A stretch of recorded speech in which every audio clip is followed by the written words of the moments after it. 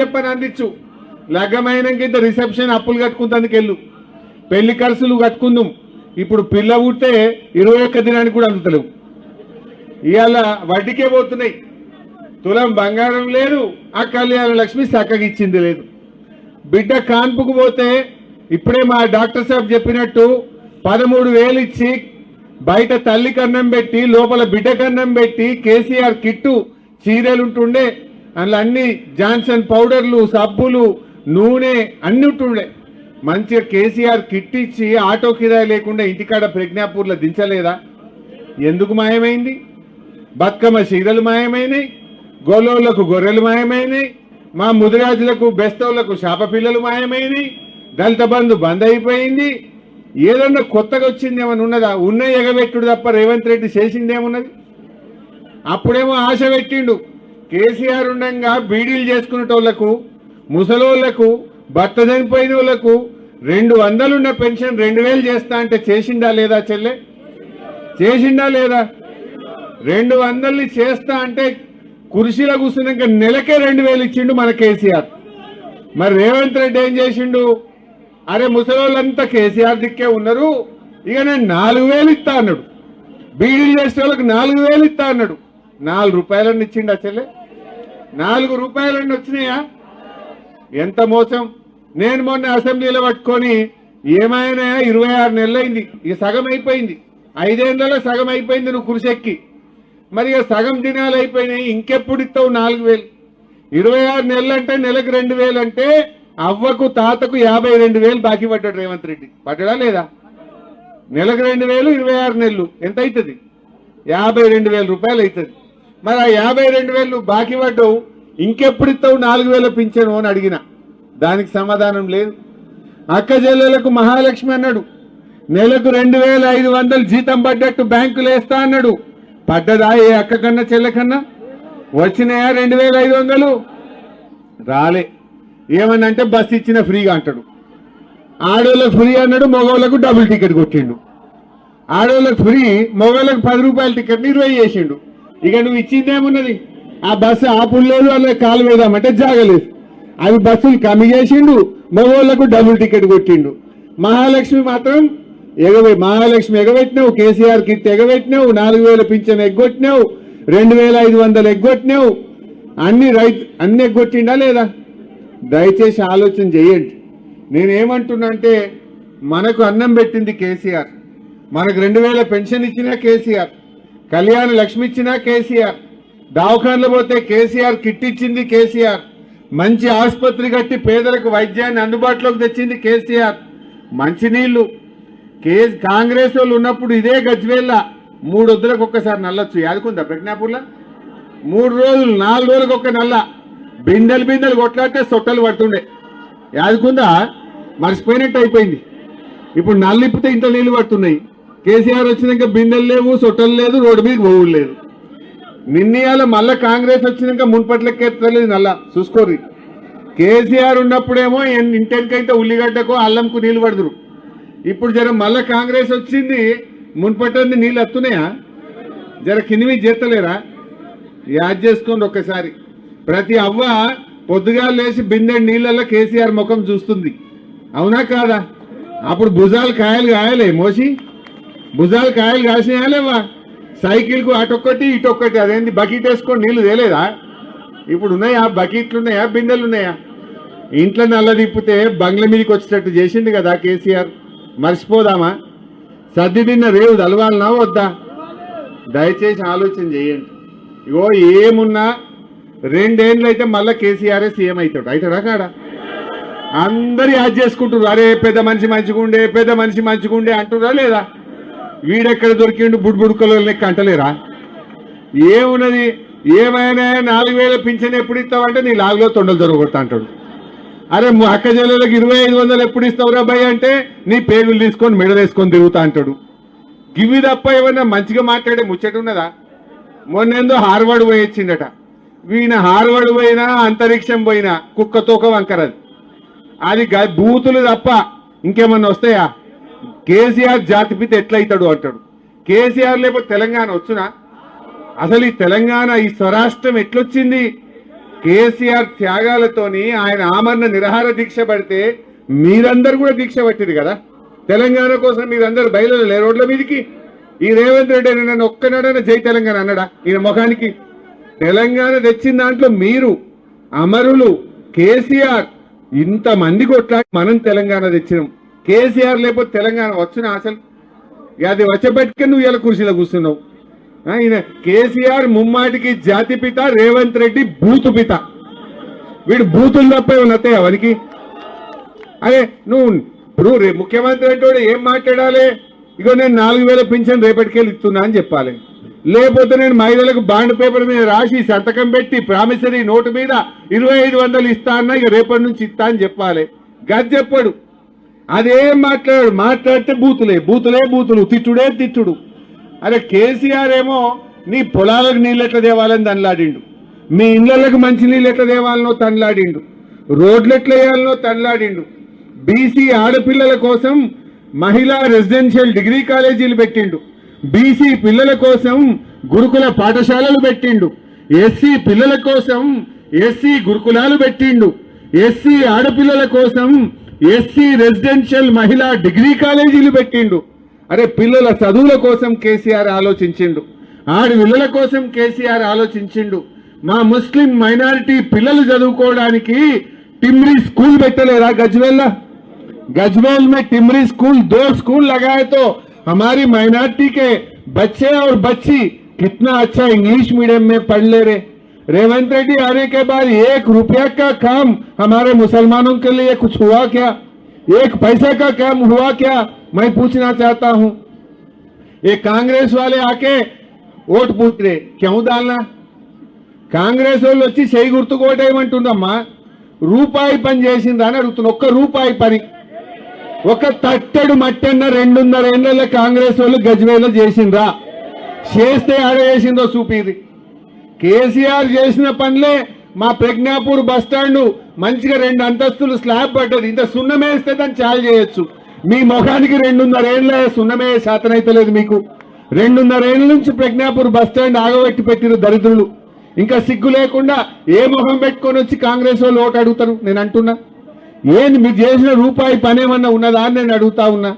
బతుకమ్మ చీరలు ఎగ్గొట్టుడు, రైతు బంద్ ఎగ్గొట్టుడు, రైతు బీమా ఎగ్గొట్టుడు, లేకపోతే మా కేసీఆర్ కిట్ ఎగ్గొట్టుడు, గొర్రెలు బంధు పెట్టుడు, మా మైనారిటీ బంధు పెట్టిండ్రు, మా దళిత బంధు పెట్టిండ్రు, మా బీసీ బంధు పెట్టిండ్రు.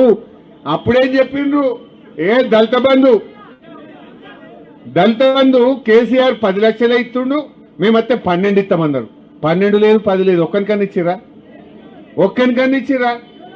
అన్ని జూటా మాటలు మాట్లాడి అబద్ధాలు చెప్పి మోసం చేసిండ్రు.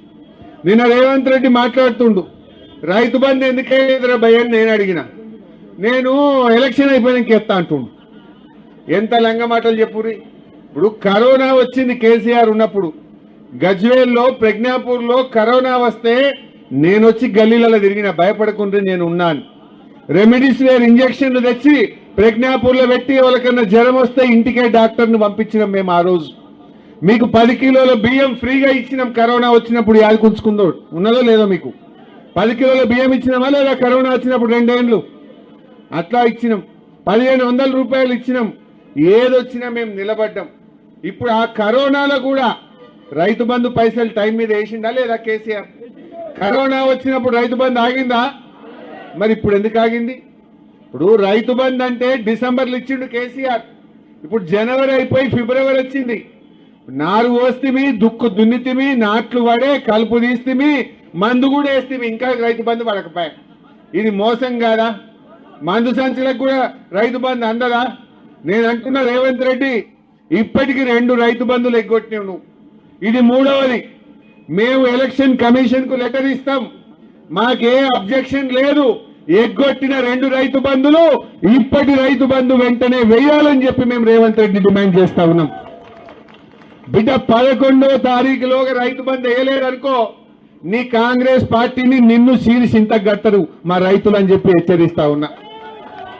అరే నీ ముఖానికి మందు సంచులు ఇచ్చే తెలివి ఉన్నదే? కేసీఆర్ ఉండగా ఆటోని చెప్తే ఇంటికాడ బాయికాడ 4 సంచులు వేసిపోవు. ఇప్పుడు లైన్లో పొద్దుగాల పోయి నిలబట్టే కూడా ఒక్క సంచి దొరుకుతుందా చెల్లె? ఎరువు బస్తాలు దొరుకుతున్నాయా? ఎరువు బస్తాలు ఇచ్చే తెలివి లేని దద్దమ్మ ఈ శాతగాని రేవంత్ రెడ్డి కేసీఆర్ ని పట్టుకొని బూతులు తిడతాడు. నీ ముఖానికి మందు సంచులు ఇచ్చే తెలివి ఉన్నది, నీ ముఖానికి రైతు బంధు ఇచ్చే తెలివి ఉన్నది, నీ ముఖానికి పండిన వడ్లు కొనే తెలివి లేదు నీకు. శాతగా దద్దమ్మ కేసీఆర్ ని పట్టుకొని ఇష్టం ఉన్నట్టు తిడతా ఉన్నాడు.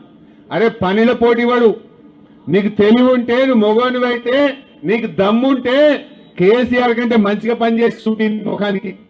కేసీఆర్ ఇచ్చిన ఎగ్గొట్టుకుంటా, కేసీఆర్ చేసిన పనులు ఖరాబ్ చేసుకుంటా, కష్టపడి పోరాటాల మీద త్యాగాల మీద సాధించుకున్న స్వరాష్ట్రాన్ని ఇవాళ ఆగమాగం చేస్తున్నాడు. ఎంతో కష్టపడి తెచ్చుకున్నాం కదా, ఎంతో గొప్పగా ఈ స్వరాష్ట్రం సాధించుకుంటే ఇవాళ సర్వనాశనం చేస్తుంది రేవంత్ రెడ్డి. ఈ రాష్ట్రం నాశనం కావాలన్నా బాగుండాలన్నా? బాగుండాలంటే మున్సిపల్ ఎన్నికల్లో బుద్ధి చెప్పండి. ఇప్పుడు నాలాంటి వాళ్ళం రేపు గట్టిగా మీ గురించి కొట్లాడాలి మేము. ఇప్పుడు రేపు ఏమంటాడు, మా ప్రజ్ఞాపూర్లో తెలుసో తెలియకో ఎవరన్నా నలుగురికి చేయి గుర్తు కోటేసింది అనుకో, ఏమంటాడు, నేను 4000 పింఛన్ ఎగ్గొట్టినా నాకు వేసిండ్రు, వాళ్ళు అడుగుతలేరు వద్దంటుర్రు అంటాడు. వద్దంటుర్రు, నేను 4000 ఎగబెట్ట కూడా నాకే వేసిండ్రు అంటాడు. ఇప్పుడు ఈడు ఉండే అక్క చెల్లెలు ఎవరైనా చేయి గుర్తు కోటేసింది అనుకో, నేను మహాలక్ష్మి 2500 ఇస్తానని ఎగబెట్టినా ఇక వాళ్ళు అయినా నాకే ఓటేసింది, ఇవ్వవలసిన అవసరం లేదనడా? అంటడా అనడా? మరి వారికి అర్థం కావాలంటే సురుకు పెట్టాలి. ఆయనకి అర్థం కావద్దా? ఎందుకు కాంగ్రెస్ పార్టీ ప్రజ్ఞాపూర్లో పొల్లు అయింది అంటే, అక్క చెల్లెళ్ళు అందరూ నువ్వు మహాలక్ష్మి ఇవ్వలేదు కనుక నేను ఓడగొట్టిండ్రు, రైతు బంధు వేయలేదు కనుక కట్టగట్టుకొని రైతులందరూ కారు కేంద్రు, కాంగ్రెస్ కు బుద్ధి చెప్పిండ్రు. అవ్వలందరూ 4000 పింఛన్ ఇస్తానని ఆగం పట్టినవు కనుక, నువ్వు 4000 ఇయ్యలేదు కనుక అవ్వ తాతలందరూ కారు కేసిండ్రు, కాంగ్రెస్ ను ఓడగొట్టిండ్రు అంటేనే వానికి బుద్ధి వస్తుంది. రావద్దా? నేను అడుగుతున్నాయి, ఏ ముఖం పెట్టుకొని కాంగ్రెస్ వాడు ప్రజ్ఞాపూర్లో ఓటు అడగాలి? ఏం చెప్పి ఓటు అడగాలి? దయచేసి మీరు ఆలోచన చేయండి. అందువల్ల ఈ రాష్ట్రంలో వీళ్ళంతా కూడా ఆగమాగం చేస్తా ఉన్నాడు, ఈ రాష్ట్రాన్ని సర్వనాశనం చేస్తా ఉన్నాడు. ముఖ్యంగా చదువుకున్న పిల్లలు, రిటైర్డ్ ఉద్యోగులు, ఉద్యోగస్తులు, మేధావులు అందరూ కూడా చదువుకున్న వాళ్ళు ఆలోచన చేయాలి. కేసీఆర్ చేతిలో ఎంత పదిలంగా ఉండే తెలంగాణ, ఈ రేవంత్ రెడ్డి వచ్చినాక రాష్ట్రం పరువు తీస్తా ఉన్నాడు. భూముల ధరలు పడిపోయినాయి. ఎవరికన్నా ఇంత అద్దెకరం ఉంటే పిల్ల పెండ్లు ఉందంటే ధైర్యం ఉంటుండే, ఓ 10 గుంటలు తీస్తే పెండ్లు అయిపోవు. ఇప్పుడు ఎవడన్నా కొనేటోడు ఉన్నాడా? ఎవడన్నా మర్రి చూస్తుండా? ఆగమైందా లేదా? కేసీఆర్ ఉండగా భూముల ధరలు రోజింత పెరిగినాయి, రోజింత ఇంత ధైర్యం పెరిగింది. ఇప్పుడు మొత్తం పాతాళానికే చూస్తుంది, అది ఆగమైపోయింది. ఏది చూసినా అట్లే ఉంది. అరే ఇప్పుడు 150 షటర్లు టులెట్ బోర్డులు పడ్డాయి గజ్వేల్ల. కేసీఆర్ ఉండగా ఇల్లు కిరాయి దొరకపోవు, కేసీఆర్ ఉండగా షటర్ దొరకకపోవు. ఇప్పుడు ఎందుకు ఇట్లా ఉల్టా అయిపోయింది? ఆలోచన చేసుకోవద్దా మనం? నేను మీ అందరికీ దండం పెట్టి కోరేది ఒక్కటే, వీళ్ళని గెలిపిస్తే 5 ఏళ్ళు ఉంటారు, 5 ఏళ్ళు మీ సేవలో ఉంటారు. 2 ఏళ్ళు అయినాక మళ్ళీ వాళ్ళు ముఖ్యమంత్రి అవుతారు. మరి అవతల 3 ఏళ్ళు వీళ్ళే ఉంటారా ఉండరా? వీళ్ళ నాయకత్వంలో మా ప్రతాప్ అన్న, నేను, డాక్టర్ సాబ్ మేమందరం కూడా కొన్ని పనులు మిగిలిపోయినాయి. ఆ మిగిలిపోయిన పనులు కానీ, కొన్ని రోడ్లు కానీ, గాడ బస్ స్టాప్ కావాలి, ఒకటి గుండనపల్లి కాడ రిక్వెస్ట్ బస్ స్టాప్ కానీ, ఈ చిన్న చిన్న పనులు కొన్ని ఉన్నాయి. ఓ వాటర్ ఫిల్టర్ అనో, శ్మశానం అనో అక్కడక్కడ అడుగుతున్నారు. రూపాయికి 80 పైసలు 90 పైసలు చేసుకున్నాం, ఒక 5-10 పైసలు మిగిలిపోయినాయి. అవి చేయించే బాధ్యత నేను తీసుకుంటా. తప్పకుండా నేను చేపిస్తా. దయచేసి ఈ ముగ్గురిని గెలిపించండి. ఇలా వాళ్ళు వస్తారు, ఆ రేవంత్ రెడ్డి అడగో లంచాలు తింటుండు, పైసలు పంపుతారట, ఇక ఓట్లకు కట్టలు పంపుతారట. తీసుకొని ఆగమైదామా? ఇప్పుడు 2000 ఇస్తారేమో చెల్లె, ఆ 2000 నీ పింఛన్ వేస్తే నెల వస్తుంది కదా, గా పని చేయాలి. కేసీఆర్ గెలిస్తే ఈ పాటికి 4000 అయిపోవు, కానీ రేవంత్ రెడ్డి గెలిచి 26 నెలలైనా కాలే. ఆలోచన చెయ్యండి. అందువల్ల ఈ ముగ్గురిని గెలిపియండి. నేను తప్పకుండా మీకు అందుబాటులో ఉంటాం. మీకు ఏ కష్టం వచ్చినా, ఏ ఆపద వచ్చినా, ఇప్పటిదాకా ప్రజ్ఞాపూర్ గజ్వేల్ను చక్కగా అభివృద్ధి చేసుకున్నాం, రేపు కూడా మంచిగా చేసుకుందాం. మళ్ళా పాత రోజులు రావాలి, మళ్ళా ప్రజ్ఞాపూర్ కదర్ పెరగాలి, మన గజ్వేల్ గౌరవం పెరగాలి అంటే మన కారు గుర్తు గెలవాలి. కారు లేకముందు కేసీఆర్ లేకముందు మనకు కదరేముండే సార్ వచ్చినాక మన కదర్ పెరిగిందా లేదా? కేసీఆర్ వచ్చినాక మన గౌరవం పెరిగిందా లేదా? యాడికన్నావో నేను ప్రజ్ఞాపూర్ అంటే మీకు ఇంత నవ్వుకుంటా మాట్లాడిందా లేదా? మరి దయచేసి ఆలోచన చేయండి. ఇవాళ మళ్ళీ వాళ్ళు వీళ్ళు ఇక బీజేపీ వస్తాడు, ఆ పువ్వు గుర్తోడు. ఎన్నడన్నా ఒక పైసా పనిచేసిందా వాళ్ళు? ఒక్క రూపాయి, ఒక్క పైసా ఏం చేసింది పువ్వు గుర్తు? వాళ్ళని చూసి కూడా ఆగమైదామా? వాళ్ళన్ని మాటలు తప్ప అక్షింతలు పంచుడే తప్ప ఏమైనా ఉన్నదా? మన కేసీఆర్ ఎన్ని గుళ్ళు కట్టించిండమ్మా? యాదగిరిగుట్ట లక్ష్మీనరసింహ స్వామి గుడి ఎంత బాగా కట్టించిండు కేసీఆర్. గజ్వేల్ల వెంకటేశ్వర స్వామి గుడి ఎంత మంచి కట్టించిండు కేసీఆర్. రామాలయం ఎంత ముద్దు కట్టించిండు మన కేసీఆర్. గజ్వేల్ రామాలయం ఎంత మంచిగా అయింది, మున్పట్లెక్కనే ఉన్నదా? ఎంత చక్కగా రామాలయం కట్టించిండు మన కేసీఆర్. శివాలయం ఎంత మంచి కట్టించిండు. ఇట్లా గుళ్ళు కట్టించిండు, గోపురాలు కట్టించిండు, రోడ్లు వేసిండు, నీళ్లు ఇచ్చిండు. అరే గా పాండవుల చెరువు ఎంత మంచిగా అయింది. రైలు ఎవరు తెచ్చిండు సిద్దిపేటకు, గజ్వేల్కు రైలు ఎవరు తెచ్చిండ్రు? ఇంతకుముందు అసలు రైలు అంటే కల కదా, ఇప్పుడు రైలు చూస్తలేము. ఆ రోజు ఇంకా రాబోయే రోజుల్లో గజ్వేల్ రైలు ఎక్కితే తిరుపతి పోతారు మీరు, గజ్వేల్ రైలు ఎక్కితే బెంగళూరు పోతారు మీరు. అది కూడా తొందరలో జరుగుతుంది, చేసుకుందాం తప్పకుండా. పని దగ్గర పడ్డది. సో ఇట్లా కొన్ని మంచి పనులు జరిగినాయి. అందువల్ల నేను మీ అందరితో కోరేది, సర్దిదిన్న రేవు తెలవాలి, మీ పిల్లల భవిష్యత్. మన గజ్వేల్ బాగుండాలంటే కారు గెలవాలి, ఈ ముగ్గురు ఆడబిడ్డల్ని గెలిపించాలని చెప్పి నేను మీ అందరినీ పేరు పేరున ప్రార్థిస్తూ, ఎవరేం చెప్పినా ఇనుండ్రి. కాంగ్రెస్ వాడు వచ్చి ఓటేయమన్నాడు అనుకో, हमारे बहना है दिखरा मेरे मुसलमान, पूछना 1 तुला सोना कहाँ गए बेटा, सोना लाओ वोट पूछो बोलना. नहीं तो 4000 बेवा का पेंशन दो, बूढ़े बेवा का पेंशन दो, बाद में वोट पूछो बोल के बोलना. नहीं तो महिलाओं को 2500 महीने में देते बोल के बॉन्ड पेपर पे लिख के दिया बेटा, पहले वो पैसे देने के बाद तू वोट पूछना बोल के उसको ऊपर से बोलना पड़ता. जब भी ये लोग सुधरते, नहीं तो नहीं सुधरते. मैं आपके बच्चों को पूछो, आपके घरों में पढ़े लिखे लोग भी रहते, उनसे पूछो कांग्रेस आने के बाद ये 2.5 साल में 2.5 रुपए का काम मुसलमानों के लिए किया क्या? सोचना चाहिए आप लोग भी कार के निशान पे वोट देके ये 3 बहनों को जिताना बोल के आप सबसे मैं प्रार्थना करता हूं. అమ్మా మా అన్నదమ్ములు, అక్క చెల్లెళ్ళు, మా రైతులు, మా ఆడబిడ్డలు అందరూ కూడా దయచేసి మన గజ్వేల్ ప్రజ్ఞాపూర్ గౌరవాన్ని కాపాడుకుందాం. ఇది ఒక కంచు కోట. అందరం కలిసి దీన్ని మంచిగా చేసుకుందాం. నేను మా చెల్లెలు వరలక్ష్మి ఏమంటుందంటే,